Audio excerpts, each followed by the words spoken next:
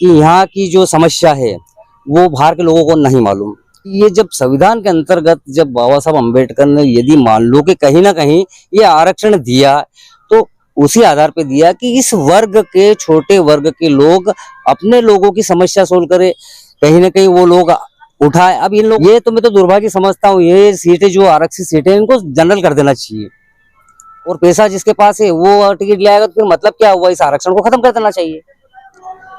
नमस्कार, आप देख रहे हैं एमपी टुडे और मैं हूं आपके साथ लवकुश बैरागी। इस समय हम आगर के गांधी उपवन में हैं और आप मेरे पीछे देख रहे हैं कि गांधी जी की प्रतिमा यहां गांधी उपवन में आगर में लगी हुई है।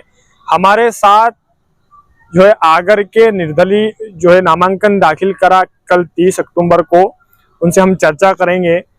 भैया, क्या नाम है आपका? प्रेम नारायण मालवी। किन मुद्दों को लेकर जो है आपने नामांकन दाखिल करा, किन मुद्दों को लेकर आप जनता के बीच में जाएंगे? देखिए, प्रथम बात तो ये है कि हम स्थानीय लोग हैं और काफ़ी हमारे जो साथी यहाँ के हमारे भाई लोग हैं, काफ़ी नेतागण लोग हैं, वो कहीं ना कहीं ये इच्छा रखते हैं कि हम स्थानीय लोगों को टिकट मिलना चाहिए। लेकिन दुर्भाग्य इस सागर का कि यहाँ बाहर के लोग दोनों पार्टियों में आके अपनी दावेदारी करके जैसे तैसे हम उनका जो है टिकट बना के यहाँ के लोगों का जो है कहीं ना कहीं जिस तरीके से फायदा मिलना चाहिए हम लोगों का, कहीं ना कहीं अधिकार छीना जा रहा है। ये विधानसभा 166 जो है, कहीं ना कहीं ये जो संविधान के अंतर्गत जो बाबा साहब अम्बेडकर ने जो आरक्षण दिया है, तो वो आरक्षण इसलिए दिया गया कि कहीं ना कहीं ये जो छोटा वर्ग है उसको कहीं ना कहीं अच्छे लेवल पे लाने के लिए, और उनको मतलब उनकी प्रोग्रेस हो, उनके अपने जो लोग हैं उनके बीच में जाके उनकी समस्या सोल्व करे। अब होता क्या है कि यहाँ की जो समस्या है वो बाहर के लोगों को नहीं मालूम। जहाँ तक कि मेरा मानना ये है कि ये जो लोग हैं कहीं ना कहीं ये समझा जाए कि एससी वर्ग से वो भी आते हैं, लेकिन कहीं ना कहीं वो उनका लेवल कहीं ना कहीं ऊंचा है। वो आप पैसे से समझ लो या बड़े स्तर के नेताओं से उनके संबंध समझ लो। तो ऐसी परिस्थिति में हम लोग क्या है कि काफ़ी लोग जो हैं हम हमारी भी मांग रखते हैं, और ऐसी स्थिति में अगर हम लोगों को कहीं ना कहीं, मुझे टिकट ना मिले मुझे उसकी दिक्कत नहीं है, लेकिन कोई ना कोई ऐसे भी योग्य है जिनको टिकट मिलना चाहिए। तो यहाँ की लोकल की समस्या लोकल का लोग ही समझ पाएगा। मेरा तो ये मानना है कि ये लोग कहीं ना कहीं आज पैसे के हिसाब से देखा जाए तो ये लोग बाहुबली है तो ये टिकट ले आते हैं अपने हिसाब से। अब यहाँ का गरीब वर्ग जो है ये टिकट नहीं ला पाता है, और संविधान के हिसाब से जब ये सीट दी गई तो ये कमजोर वर्ग के लिए ही दी, तो इनको टिकट मिलना चाहिए। और ऐसी परिस्थिति में हम लोग मांग करते आए हैं। हालांकि मेरी कोई ऐसी प्रबल दावेदारी नहीं रही, लेकिन कुछ लोग हमारे गौरीशंकर जी है, लालू राम मालवी है, और भी बहुत सारे सत्यनारायण तांत्रिक जी है, बहुत सारे लोग जो हमारे हैं वो कहीं ना कहीं योग्य थे, उनको भी टिकट नहीं मिली। मांग करते रहे, उनको टिकट नहीं मिली, कोई दिक्कत नहीं। और मेरी क्या है कि जैसे कि मैं 2008 में भी चुनाव लड़ा था, लेकिन कहीं ना कहीं ऐसी परिस्थिति में हमारे ऐसे कोई सहयोगी नहीं मिले जो हमारी टिकट की मांग ऊपर रख सके, और ये कहीं ना कहीं हमारा दुर्भाग्य समझते हैं हम। जैसे आप कांग्रेस पार्टी से आते हैं, आप कांग्रेस से आपने बागी होकर कहीं ना कहीं निर्दलीय नामांकन दाखिल करा है। नहीं तो वो देखो, ये कहीं ना कहीं हमारी पर्सनल एक विचारधारा भी हो सकती है। हम भी उम्मीद रखते हैं कहीं ना कहीं निर्दलीय हो सकता है, हमारी कहीं दावेदारी हमारी कामयाब हो जाए, हो ना हो कोई दिक्कत नहीं, लेकिन हमारी भी कोई ना कोई इच्छाएं है, तो उस इच्छा के अनुसार हमने निर्दलीय फार्म डाल दिया। जैसे कि और हम चुनाव लड़ेंगे, दमदारी से लड़ेंगे बिल्कुल। हमें चाहे कितना भी वोट मिलो, हमें ये भी मालूम है कि निर्दलीय को कम तवज्जो मिलती है, लेकिन फिर भी हमें अपनी जो कहीं ना कहीं उपेक्षा है कि हम चुनाव जीते, हम लोगों की सेवा करें, और कहीं ना कहीं मेरे जैसे व्यक्ति को अगर मौका मिलता है तो मैं ये जरूर कहना चाहूंगा, वो कितने बड़े भी भले से पैसे वाले हो या बड़े नेता हो या बड़ी पार्टी के लोग हो या किसी भी स्तर में, उनको योजना की जानकारी इतनी नहीं है जितनी हमको है। और मेरे जैसे व्यक्ति को अगर मौका मिलता है तो कहीं ना कहीं लोगों को भूल जाएंगे, जहाँ तक मेरा ये मानना है। लेकिन मैं अपनी योजना इन लोगों को थोड़ी बताऊंगा, मैं अपने तरीके से अपनी योजना करूंगा, लेकिन कहीं जनता जो जन आशीर्वाद, अगर हमारे विधानसभा का आशीर्वाद अगर मिलता है तो बिल्कुल हम सेवा करेंगे, और सेवा अगर सेवा करने का मौका मिलेगा तो बिल्कुल सेवा करेंगे, अच्छी सेवा करेंगे।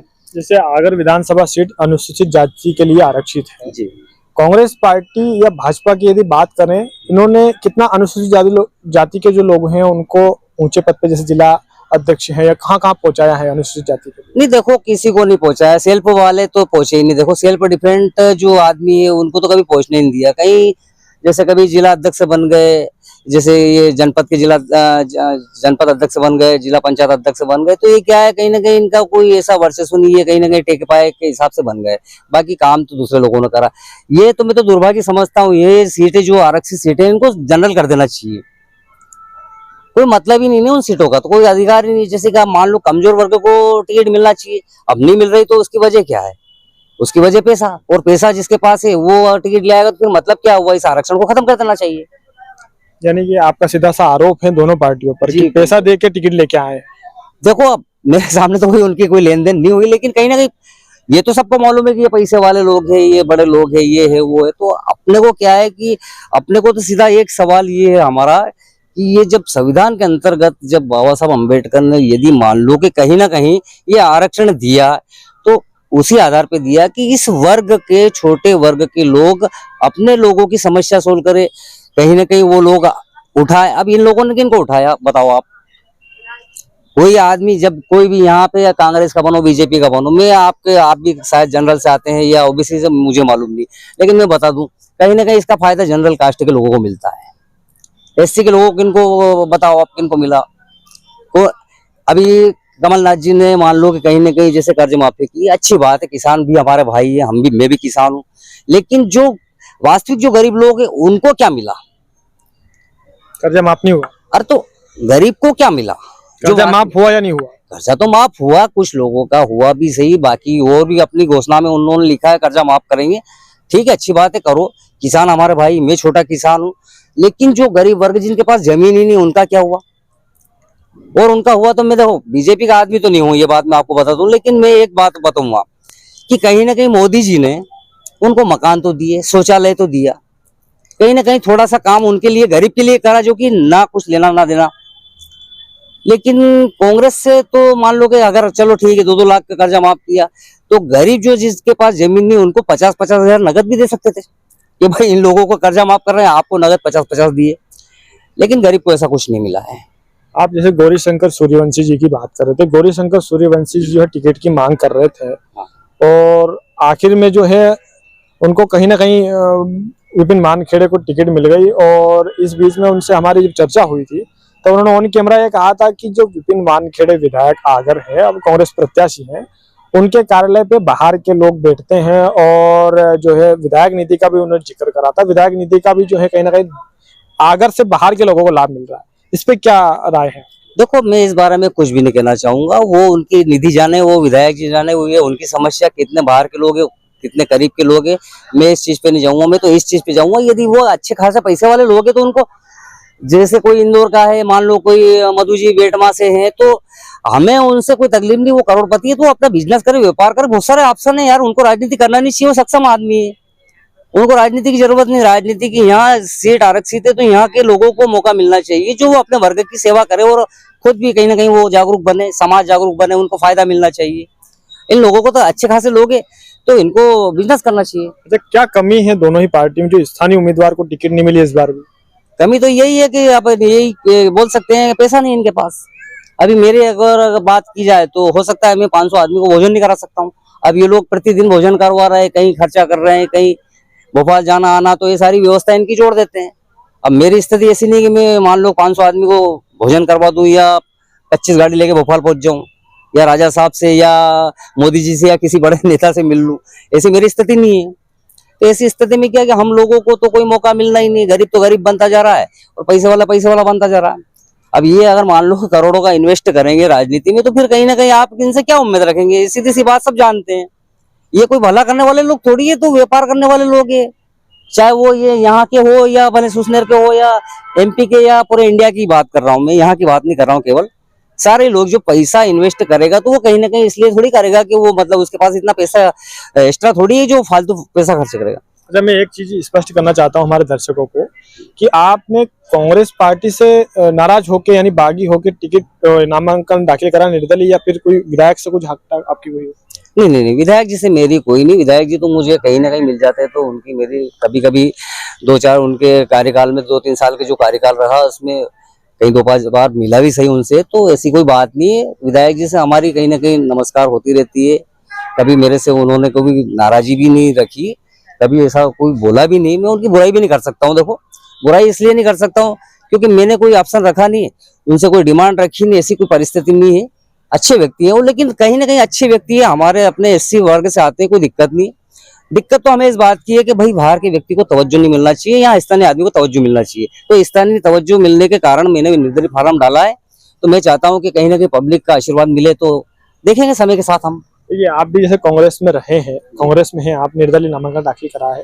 कांग्रेस पार्टी ने कितने अनुसूचित जातियों के जो वर्ग जो लोग हैं उन्हीं की सीट है, अनुसूचित जाति वर्ग की सीट है, कितने लोगों को जिले में पद दिए? देखो, जिले में पद तो अभी फिलहाल विपिन भैया के इस कार्यकाल में पता नहीं कितने लोगों को पद मिला नहीं मिला, लेकिन उसके पहले तो कहीं ना कहीं ऐसा कोई पद मिला नहीं। कहीं ना कहीं मेरी जानकारी में तो नहीं मिला है। हाँ, नहीं मिला, मेरी जानकारी में भी नहीं मिला है। क्या देखते हैं आप, चुनाव सिर के ऊपर है?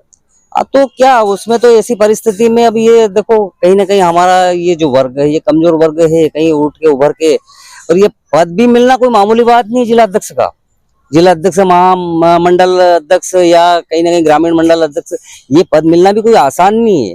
इसलिए आसान नहीं है क्योंकि ये भी एक बिजनेस का वो मतलब सीट है। वो उसमें भी कहीं ना कहीं अगर मान लो कि मैं बन गया कांग्रेस का जिला अध्यक्ष या भाजपा का जिला अध्यक्ष बन गया, किसी पार्टी का या आम आदमी का बन गया, जो मान लो थोड़ी देर के लिए, तो अगर मैं बन भी गया तो कहीं ना कहीं मुझे मालूम है कि मेरे जिला अध्यक्ष बनने से कितने लोगों का मेरा सेटलमेंट रहेगा। तो ये सारा बिजनेस चल रहा है, यहाँ कोई सेवा नहीं कर रहा, राजनीति सेवा नहीं है, बिजनेस है। यानी कि अगर विधानसभा में राजनीति में सेवाएं नहीं हो रही, बिजनेस सेवा हो तो रहा है ही नहीं, पूरे इंडिया में नहीं है सेवा, तो सब बिजनेस। मेरी नजर में तो बिजनेस, और मैं बिजनेस के पर्पज से कोई मैंने फॉर्म नहीं डाला। मैं तो अपने हिसाब से मैं चाहता हूं कि मैं पहले भी 2008 में भी चुनाव लड़ा हूं, जिला पंचायत का 2022 में चुनाव लड़ा हूं।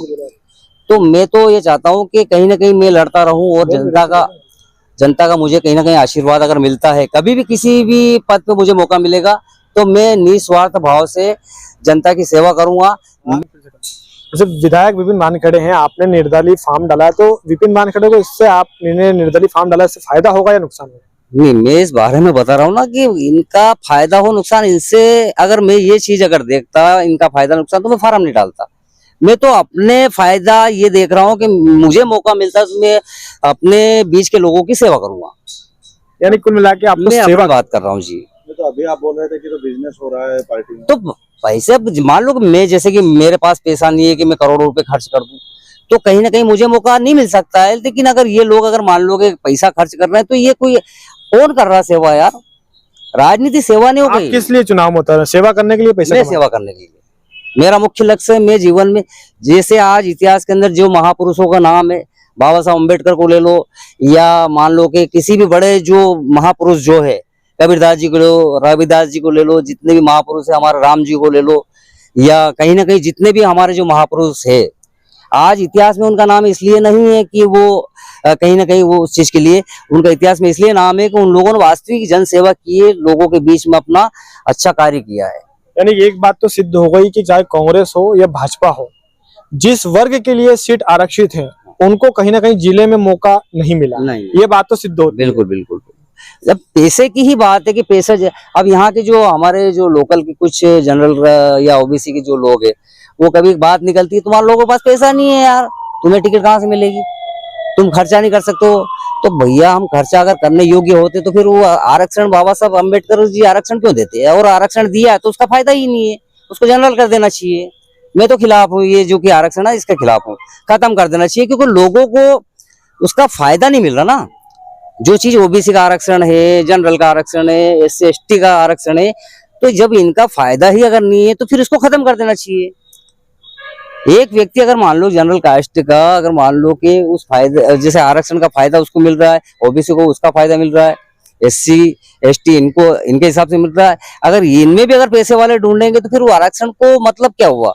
वो एससी का आदमी है या एसटी का आदमी, अगर उसके पास पैसा है तो वो तो जनरल कास्ट में भी चुनाव लड़ सकता है, जनरल की बराबरी कर सकता है, वो उसी को टिकट मिलेगी। तो फिर एससी का और एसटी का जो आरक्षण इसको खत्म कर देना चाहिए, मेरी तो ये विचारधारा है। तो ये थे हमारे साथ आगर विधानसभा से इन्होंने नामांकन दाखिल करा है, निर्दलीय नामांकन दाखिल करा है। अब देखना यह होगा कि जब 3 दिसंबर को परिणाम आएंगे उस समय देखना होगा। आगर मालवा से लवकुश बैरागी की रिपोर्ट।